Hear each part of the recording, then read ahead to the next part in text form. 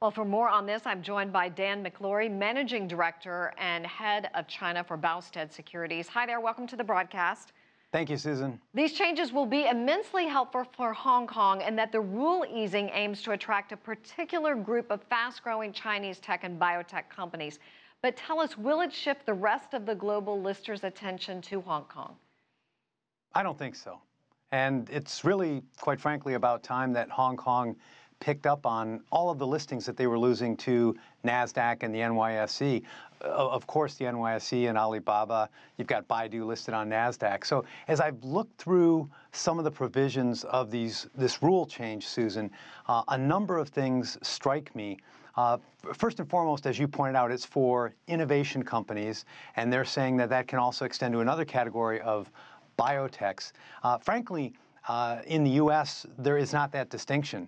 If you are able to convince your investors that a dual class structure makes more sense, then you can, based on that market, you can bring that type of an offering to market. So they're somewhat discriminating only on a certain type of company. It's not open to all companies.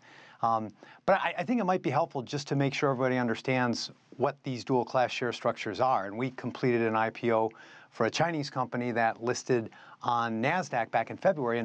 And the IPO subscribers bought their shares, and it was one share has one vote. And the founders of the company had a different series of shares called the B shares, and it was one share equals 10 votes.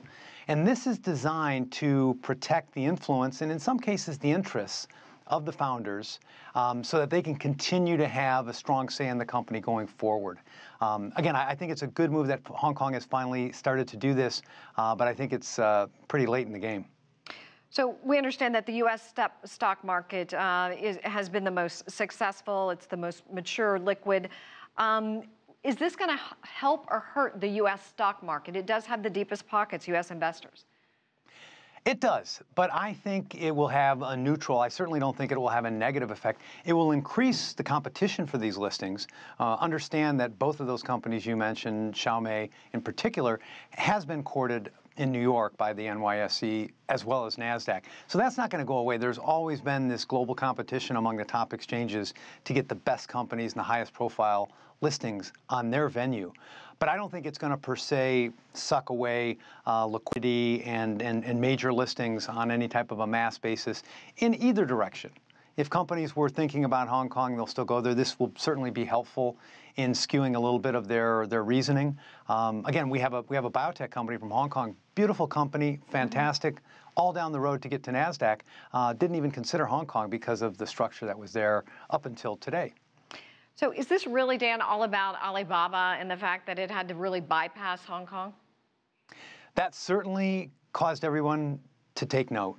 When you have a $25 billion fundraise, you know, Xiaomi's talking about perhaps $8 to $10 billion fundraise, you know, on a company, and you know, you're looking at maybe DD raising somewhere around. DD raising somewhere around $4 billion. But this really got the attention, I think, of the global marketplace, where you have this homegrown, made in China, almost at that point completely dependent on the Chinese company and Alibaba. And what did they have to do? They had to scour the globe. They had to fly 10,000 miles, 15 hours, and end up in New York. Why? So I think Hong Kong's trying to address that. China is also, with the CDRs, the China Depository Receipts, they're trying to bring home some of these companies. But it's going to take a while. Those brands are established, NASDAQ and NYSE, and it's going to be tough to move them out of the picture very rapidly. So China obviously has been the top source, Dan, of IPOs by non-American companies in the U.S. What about the trend in the future? Well, when we talk about China, if you're talking about listings in China, that has a whole host of challenges.